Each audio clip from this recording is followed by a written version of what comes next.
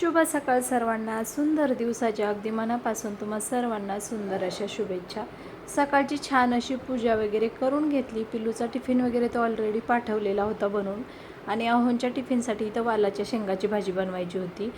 एक आजीची रेसिपी बघितली होती आणि त्याच पद्धतीने म्हटलं ट्राय करावी, आणि सेम मी तशीच भाजी बनवली आणि खूप छान झाली होती. त्यानंतर दुपारच्या वेळात तर काही व्हिडिओ मी शूट केलाच नाही. संध्याकाळच्या वेळेस व्हिडिओ शूट केला, कारण पिल्लूला क्लासला घेऊन गेलेली होती.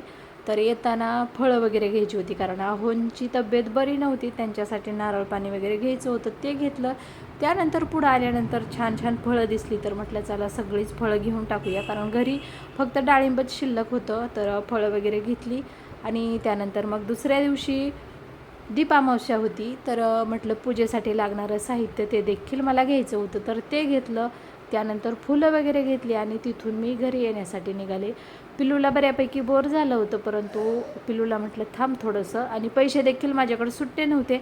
त्यासाठी काही गोष्टी मला एक्स्ट्राच्या घ्याव्या लागल्यात. तर पिल्लूची देखील तब्येत पुन्हा डाऊन झाली, आणि त्याचं हे पार्सल येण्यासाठी पिल्लूने इतका वेट केला आणि 2-3 दिवसापासून वाट पाहत होता. तर आजचा व्हिडिओ असा होता. कसा वाटला ते नक्की सांगा. चलो बाय.